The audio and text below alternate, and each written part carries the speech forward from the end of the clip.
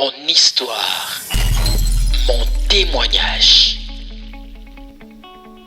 Suivez cette émission et soyez édifiés.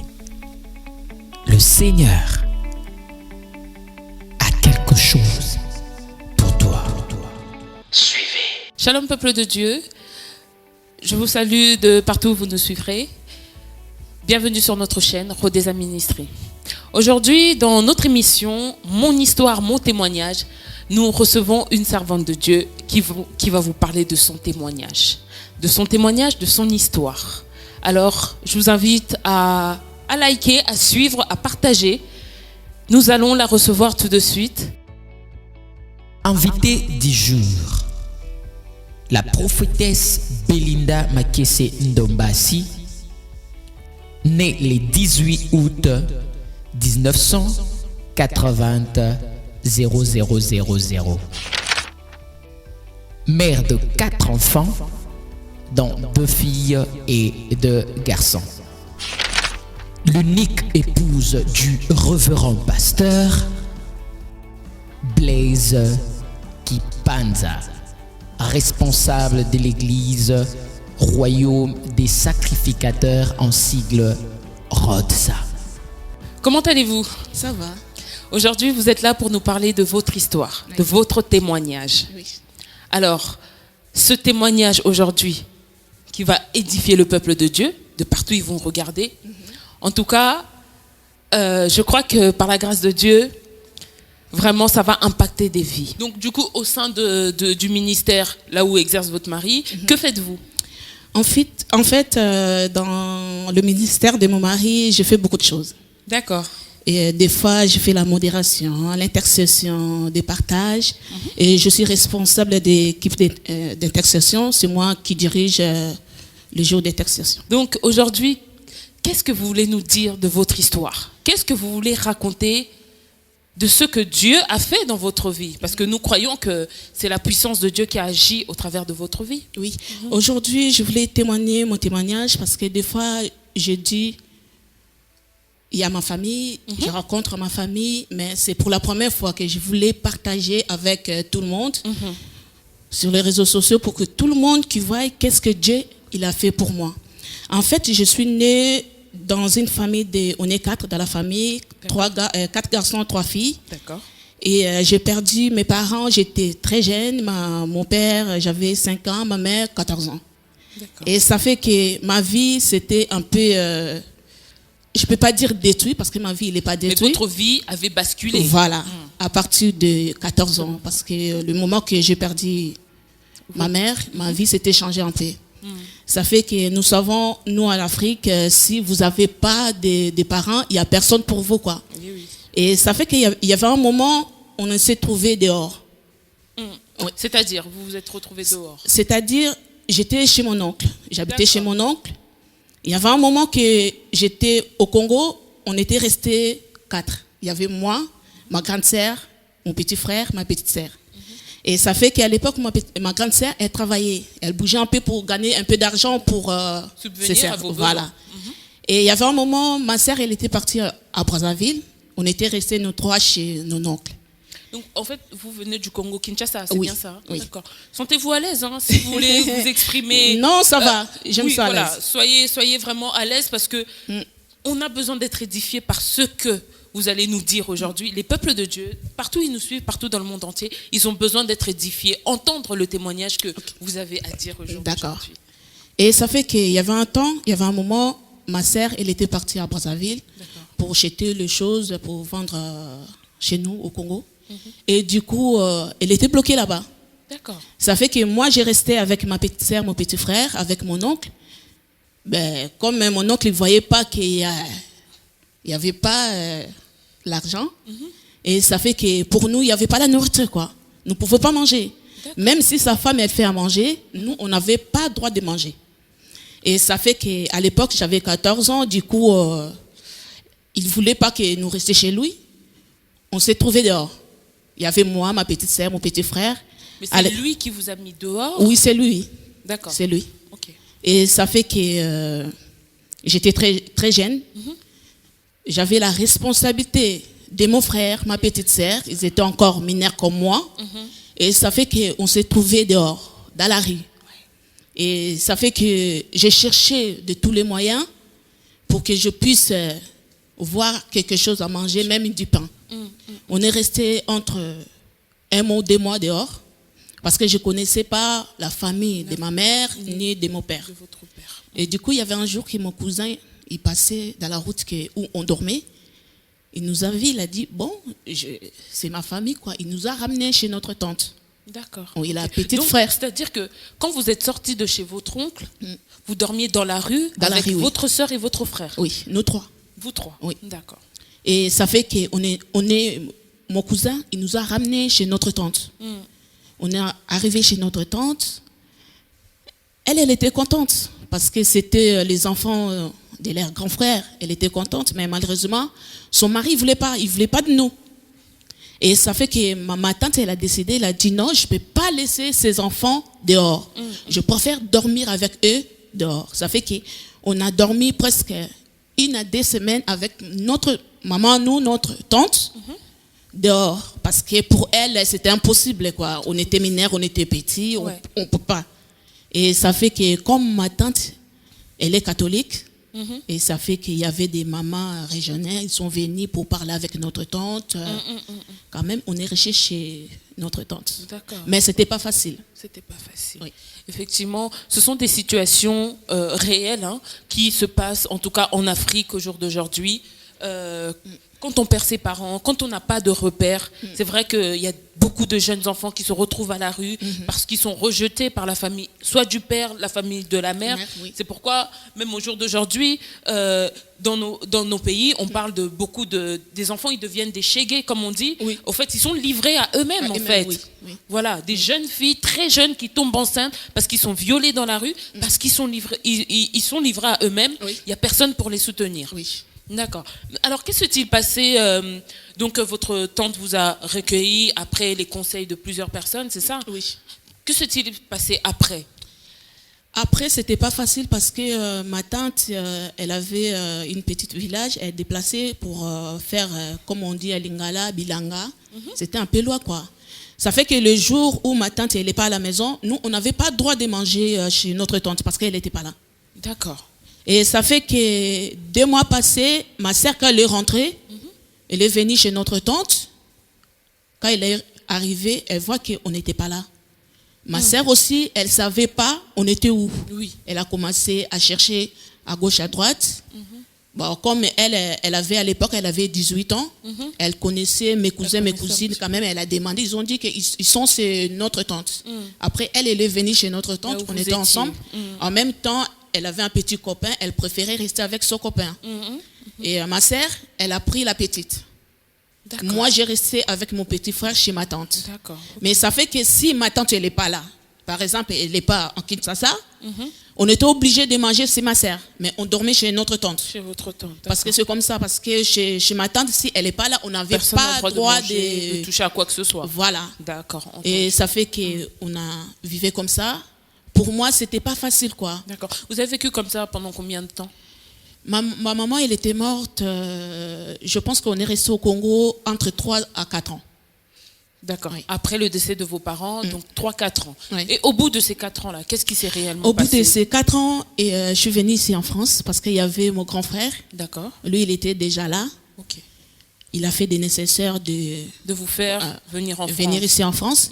Ça fait que quand je suis venue en France, j'avais 17 ans et demi. D'accord. Parce que j'ai eu ma 18 ans ici en France. Et ça fait que j'étais vraiment, vraiment malade. Et vous savez que tu as 14 ans, tu as des personnes en charge. C'était pas facile pour moi. J'étais vraiment malade. J'étais vraiment affectée.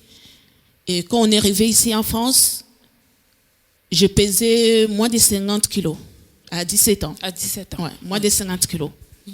Et mon frère, il a décidé de me ramener à l'hôpital pour voir par rapport à ma santé parce que j'étais vraiment malade.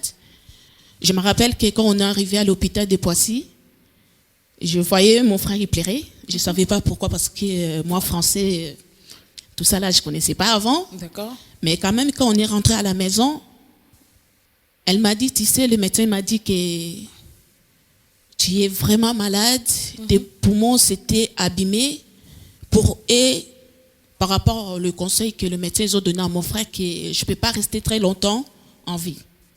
D'accord. Ouais. En fait, le fait que, suite à votre venue donc en Europe, Oui. les médecins, donc après avoir consulté les médecins, ils ont déclaré que Ils ont déclaré que je ne peux pas rester une semaine de plus, quoi. Ah oui, donc vous Pour pouviez moi, pas vivre j'étais longtemps. déjà morte. Pour eux, j'étais déjà morte. D'accord, Ouais. entendu. Mon frère m'a dit, premièrement, mon frère, il était blessé, abattu. Et ça fait que, vous savez, ici en France, si tu es déjà à l'hôpital, avoir des sorties, il faut l'autorisation des médecins.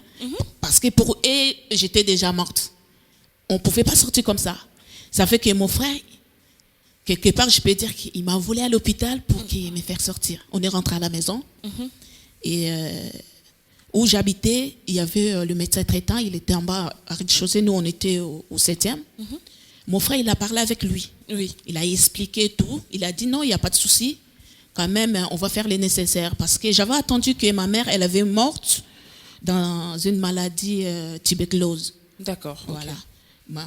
Mon frère, il a pensé que peut-être moi aussi, parce que comme j'étais proche de ma maman, peut-être moi aussi, j'avais attrapé cette maladie. maladie-là. D'accord. Et en même temps, quand on dormait aussi dehors, peut-être je pris encore Vous avez beaucoup de microbes. dû Voilà. attraper beaucoup de maladies. Voilà. Mais ce que je voulais dire, c'est que à l'hôpital, ils ont dit qu'ils vous ont déclaré quasiment mort. Oui. D'accord. Et malgré ce qui a été dit, votre frère a pris quand même la décision de vous faire sortir de l'hôpital. Voilà. D'accord. Mais pour lui, il ne croyait pas quoi. Pour lui, il disait que c'est pas possible. Parce que j'ai marché, j'ai parlé, j'ai bougé. Pour mon frère, bon, pour lui, il a dit pas non, cette décision. non, il voulait pas. Il Donc, voulait pas attendre. En fait, la maladie que vous aviez, c'était intérieur. Oui, physiquement, ça se voyait parce que vous m'avez dit que vous pesiez moins de 50 kilos. Oui. Mais intérieurement, en fait, c'est par rapport à ça que les médecins ont déclaré qu'il n'y avait pas la vie, quoi. Voilà, je pense Quelque que part. c'est par rapport à ça. D'accord. Et après, du coup, on est rentré à la maison. Il y avait et tous ils étaient là. Et le médecin, il a dit que je pense que par rapport à la situation de ta petite sœur, il y a quelque chose dedans. D'accord. Parce que quand on était au Congo, mon frère, quand même, il parlait avec ma grande sœur, avec ma tante. Il voyait l'argent pour que nous puissions aller à l'école. Là, le médecin, il a parlé avec mon grand frère. Il a dit qu'il faut qu'on voit sa situation par rapport aux choses que mon frère il avait dit au médecin. Là, ils ont poussé les démarches un peu plus loin pour voir peut-être il y avait un blocage, il y avait quelque chose, il y avait des viols, il y avait tout ça. Et mon frère, il a remarqué qu'à mon âge, j'avais 17 ans et demi, je ne savais pas lire ni écrire. D'accord. Voilà. En fait, moi, j'étais dans ma bulle. Ouais. J'étais vraiment dans ma bulle. Je partais à l'école. Hein. Quand on dit qu'à l'école, j'étais à l'école privée. D'accord. Ouais, pas l'école publique, privée. Et ça fait que malgré que je partais à l'école, à mon âge, je ne savais pas lire ni écrire. Mais est-ce que vous compreniez ce qu'on vous enseignait à l'école? Je me disais, la serpentine, quand il y a la situation, il est devant toi. Quand il y a des blocages devant toi. Quand il y a des gens, ils ne t'appellent pas par ton prénom. Parce que moi, des fois, il y avait des personnes, ils ne m'appelaient pas par mon prénom. Et Ils donc, ne m'appelaient vous pas saviez Belinda. Oui. Ils me Donc, disaient- vous ne saviez pas que c'était vous, en fait.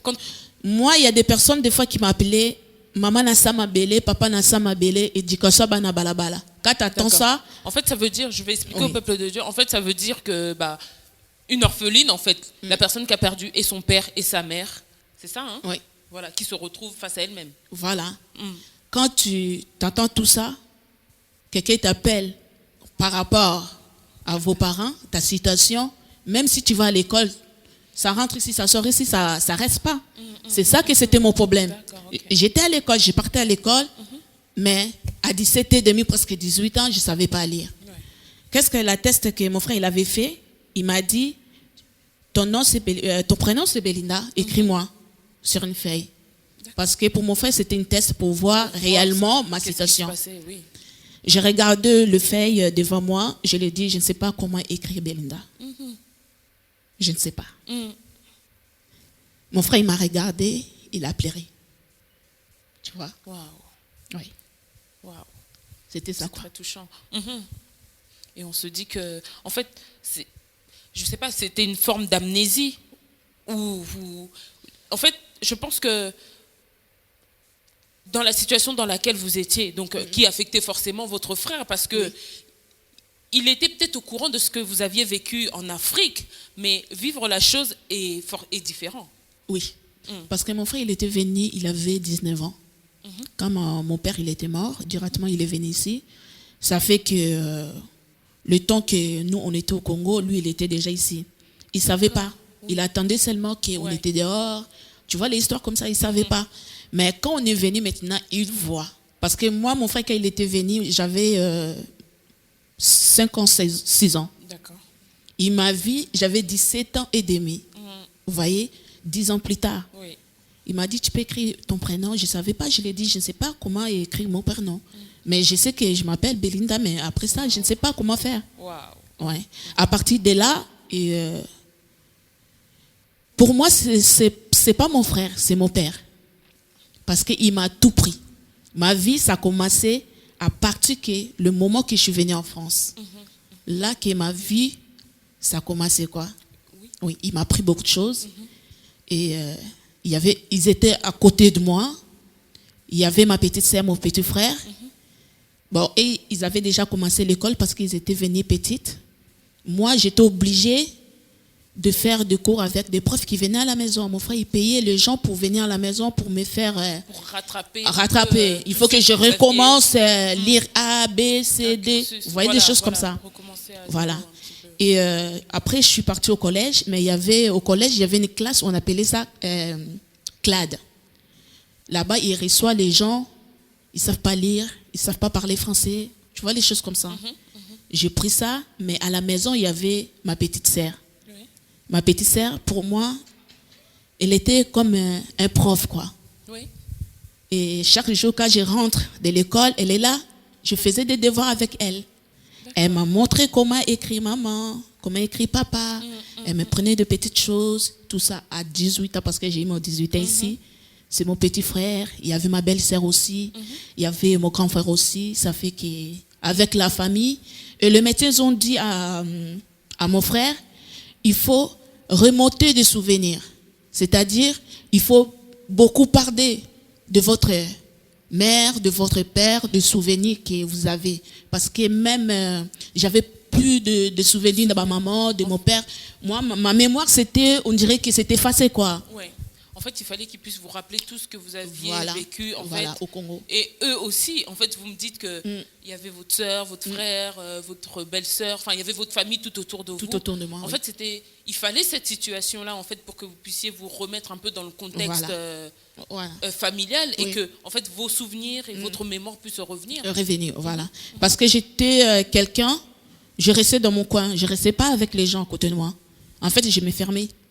Quand je vois qu'il y a 2-3 personnes, je me mets au coin. Je ne parlais pas. Je ne parlais pas comme je suis en train de parler là tout de suite. Mais à l'époque, je ne parlais pas. Je peux rester 2-3 jours, je ne dis rien. Vous étiez renfermé sur vous-même. Sur moi-même. En fait. Vous avez vécu tellement une situation difficile qui a fait que vous étiez renfermé, recroquevillé sur vous-même et que même s'il y avait des gens autour de vous, vous ne pouviez pas, en fait, vous ne voyez pas quoi leur dire, c'est ça? Oui, c'est ça le problème. Je vais rencontrer quoi? Moi, pour moi, je voyais des dangers, il est toujours là devant moi. Et j'avais confiance à personne, même s'il y avait mon grand frère, je les connaissais à peine. Parce que j'étais petite à l'époque, là maintenant, 17 ans, 18 ans, je vois mon grand frère. Est-ce que réellement c'est mon frère? Oui, vous étiez aussi beaucoup dans et ça fait que, comme je voyais, il y avait quand même ma petite sœur, mon petit frère, je me disais que c'est la famille, quoi. Voilà. Et j'étais là. Et mon frère, il m'a apporté beaucoup d'amour. Il m'a montré beaucoup d'amour. Et parce que je n'avais pas l'assurance. Premièrement, à moi-même. D'accord. Pour moi, je me demandais, mais pourquoi je vis, quoi? À mon âge, pourquoi je vis? Je me posais beaucoup de questions. À mon âge, comment ça se fait, je ne sais pas lire? Comment ça se fait que... Comment je vais faire pour parler avec les autres, pour faire la connaissance? Pour moi, il y avait beaucoup de choses, ça passait dans ma tête. Et ça fait, qu'est-ce que je faisais?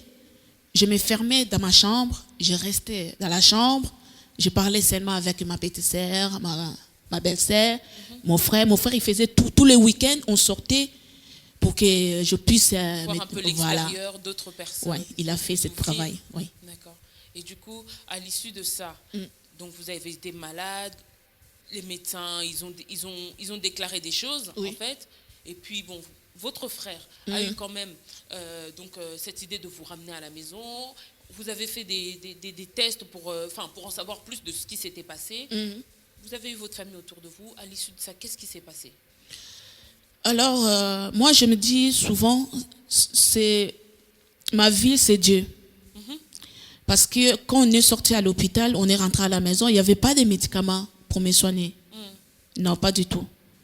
Je n'ai pas pris les médicaments. Comment vous avez eu votre guérison? Mais tout ça, c'est Dieu. D'accord.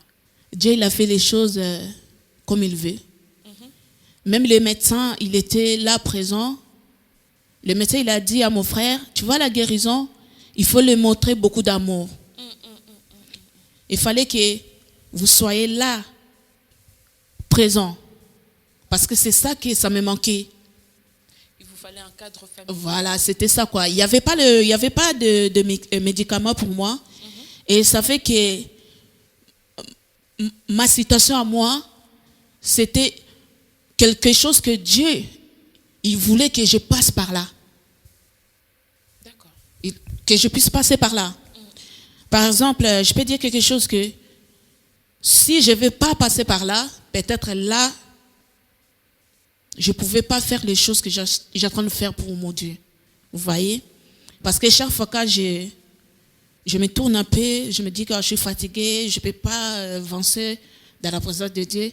Après, je me dis, mais regarde-toi derrière toi. En fait, vous faites... Voilà. Regarde, qu'est-ce que Dieu il a fait pour toi. Oui. Ce n'est pas le temps de laisser, ce n'est pas le temps d'abandonner. Il faut aller. Et ça fait que mon témoignage à moi, mes problèmes à moi que j'ai vécu, ça me donne de force pour continuer. Pour avancer. Oui. Pour avancer. C'est ça que ça me fait. Mais à l'époque, est-ce que vous connaissez le Seigneur? Vous servez le Seigneur, vous, votre famille? Comment vous direz cela? Moi, ma mère, elle partait à l'église. D'accord, ok. Elle était chrétienne. D'accord. Et ma tante aussi, on peut dire comme ça, parce qu'elle, elle est catholique, elle est toujours en vie. Et ça fait qu'on partait à l'église. D'accord. À l'époque, j'avais eu ma baptême au Congo, avant de venir ici en France. Quand on est venu en France, mon frère nous partait à l'église catholique, il était à côté. Parce que mon frère, il n'aimait pas trop... on partait à l'église au catholique, c'était à côté. On est resté, je pense, 2 ans. Après, mon grand frère, mon cousin, il est venu. Oui. Lui, quand il est venu, on faisait la prière à la maison. En fait, lui, il a ramené l'autre dimanche à la maison. On faisait des veillées à la maison. On faisait des prières à la maison. Là, maintenant, mon frère, il est pasteur. C'est lui qui a ramené l'évangile à la maison. Quoi. Voilà. Okay. À partir de là, ça a commencé. Est-ce que vous dites que le Seigneur a utilisé du coup votre grand frère en fait pour pouvoir vous montrer qu'il est dans votre vie? Oui. Oui, c'est ça que j'avais besoin. Vous aviez la foi en Dieu à ce moment-là?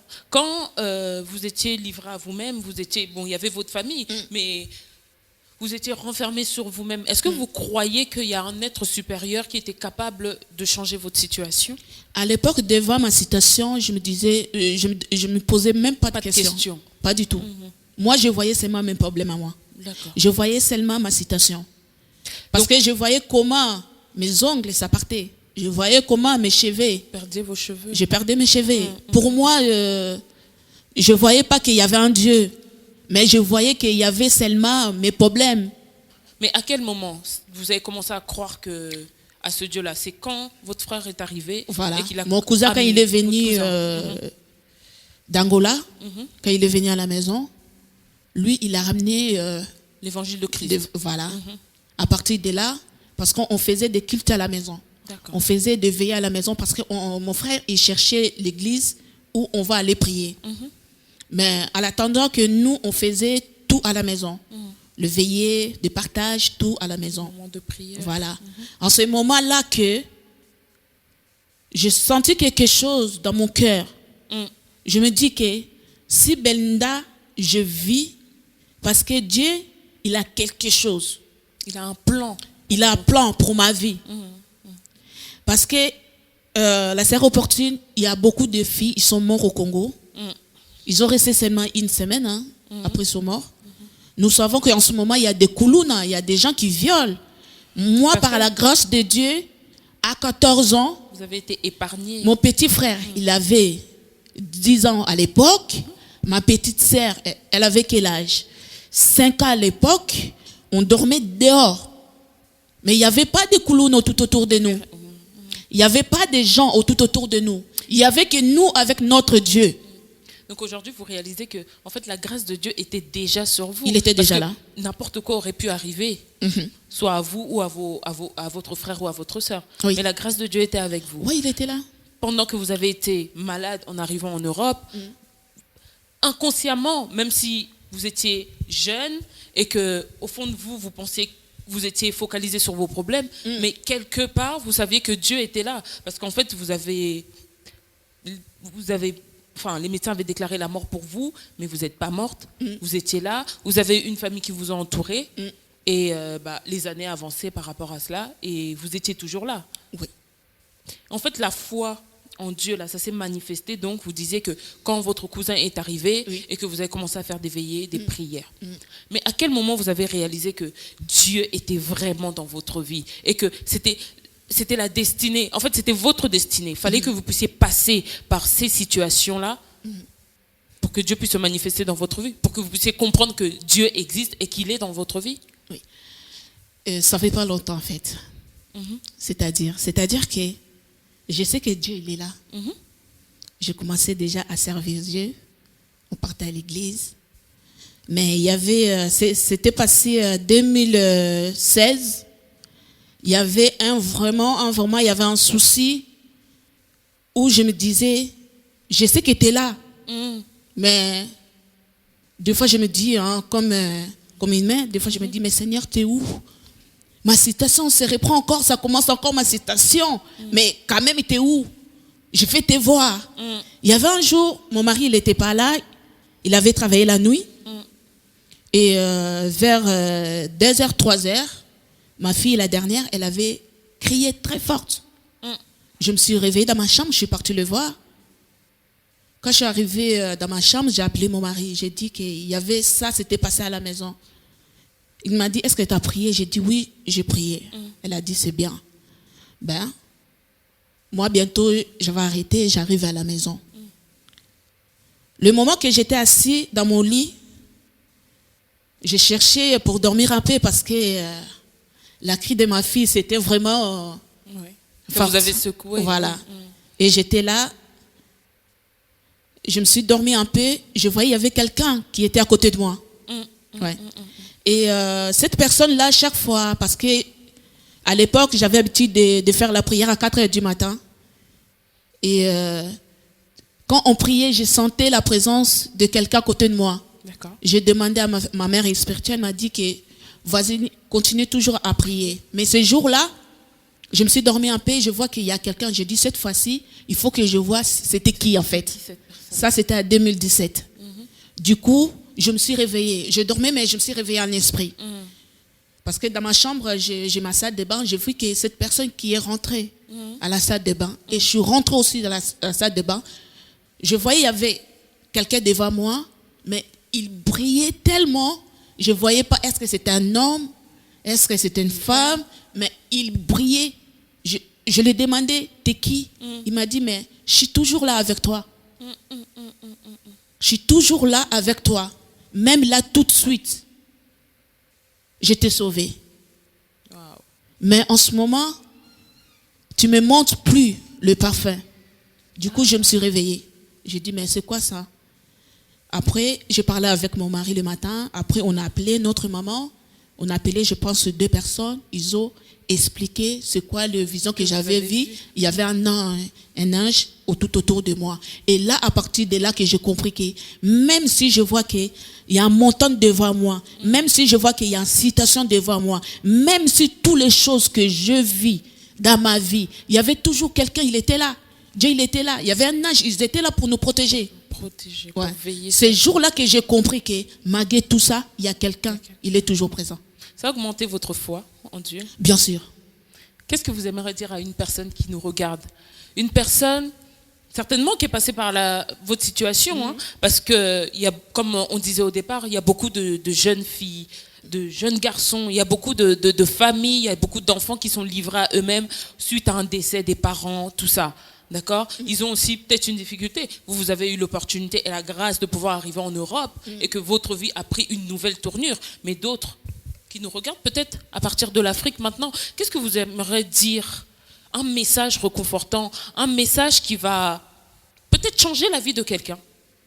Je voulais dire à quelqu'un cet après-midi que malgré tous les problèmes qu'il est en train de vivre en ce moment, mais sache-le qu'il y a un Dieu. Je connais quelqu'un dans la Bible. Si nous regardons Romains, Jean 11, 40, Jésus, il a parlé avec ses sœurs. Il s'appelait Lazare, il était mort. Pendant 4 jours. Ce jour-là, quand Jésus est venu, il a dit à sa sœur, ne t'ai-je pas dit, si tu crois, tu verras la gloire de Dieu. Amen. Je voulais dire à quelqu'un cet après-midi, si tu crois, tu verras la gloire de Dieu. Crois seulement. Tu ne poses même pas de questions. Cette citation, ça va finir comment? Moi, je n'ai même pas posé la question. Je n'ai même pas demandé ma citation, ça va finir comment? Mais là, je sais qu'il y a un Dieu. Et sache-le qu'il y a un Dieu. Même si tu marches dans la vallée de l'ombre de la mort, sache-le qu'il y a un Dieu. Il sera là toujours avec toi. Le problème avec nous, nous mettons notre citation, notre besoin aux premières positions. Non. La Bible nous dit que si nous regardons au début, Dieu créa. D'abord, c'est Dieu. Tu mets Dieu aux premières positions. Ton problème peut-être aux troisième position. Tu ne calcules pas ton problème. Mais d'abord Dieu. Il est capable de changer ta situation. C'est ça que je voulais parler à quelqu'un cet après-midi, à dire à cette personne cet après-midi, ne manquez pas, notre Dieu, il est vivant. S'il a fait pour moi, il est capable de faire aussi sur vous. Amen, amen, amen. Si Dieu est capable d'agir dans une situation très compliquée, croyez qu'il est capable d'agir aussi pour vous. Et oui, comme disait la servante de Dieu, même dans la vallée de l'ombre de la mort, ne craignez rien car il est fidèle ce Dieu-là, il est là avec vous. Combien même vous vous sentirez abandonné, rejeté, mais Dieu est fidèle, il est là, il est le bon berger, il est celui qui est en tout temps avec nous. Alors bien aimés, soyez fortifiés là où vous êtes, likez, suivez-nous sur nos chaînes, sur YouTube, sur Instagram, sur Facebook, likez, et je pense que quelqu'un a été béni par cette émission. À bientôt.